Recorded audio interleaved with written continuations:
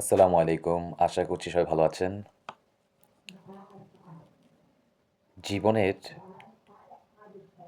অর্থ কী? আসলে কিছুক্ষণ আগে খুবই গভীরভাবে চিন্তা করলাম মায়ের সাথে। দেখলাম যে মানুষ যখন আ দুনিয়াতে থাকার জন্য সবকিছু পেয়ে যায়, তখন আ যে প্রাপ্ত জিনিস বা বস্তু সেটা সে সহজে বা কঠিন হলে যেভাবে হোক সে আ সেটা ধরে রাখতে চায়। সে ছাড়তেই চায় না।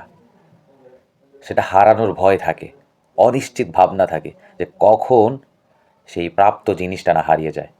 কত সাধের ধন, কত কষ্টার্জিত সম্পদ, কত কষ্টার্জিত অর্থ, অঢেল পাহাড়। কিন্তু সেটা সে হারাতে চায় না। সবসময় এক আ গুপ্ত, সুপ্ত, কঠিন এক অনিশ্চিতের মধ্যে থাকে যে কখন সে হারিয়ে ফেলে তার সম্পদ, তার অর্থ। এ এক কঠিন হতাশা, এ এক কঠিন অন্ধকারে তাকে ফেলে দেয়।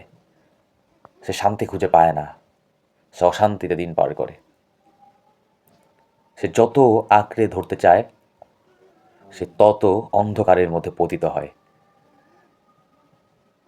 এই জন্যই সে শান্তির খোঁজ পায় না, শান্তিও পায় না।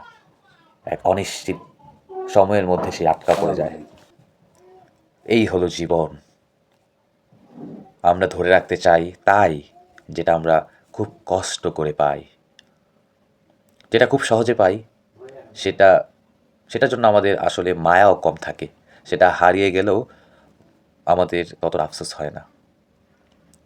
তাহলে এর সমাধান কি? এর সমাধান একটাই। অনেক সমাধান থাকতে পারে কিন্তু এটা বেস্ট ওয়ে আমার কাছে মনে হয়। আ এটা আসলে প্র্যাকটিক্যালি প্রুভেন যে মানুষ শান্তি কখনই পাবে না। শান্তি জিনিসটা কখনই পাবে না যদি সে পৃথিবীতে সব কিছু আঁকড়ে ধরে রাখতে চায়। কারণ তার কাছে কোনো কিছুই নিয়ন্ত্রণে নেই। নিয়ন্ত্রণ উপর থেকেই করা হচ্ছে।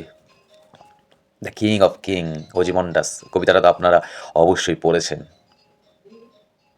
সুতরাং এই স্বল্পকালীন জীবনে, অনিশ্চিত জীবনে দুনিয়াতে থাকার জন্য আমাদের যতটুকু প্রয়োজন এবং মানুষের সেবায় নিজেকে নিয়োজিত রাখার জন্য যতটুকু ক্ষমতা প্রয়োজন, শক্তি প্রয়োজন, আল্লাহর কাছে সেই দোয়াই করবেন এবং আমিও সেই দোয়াই করি।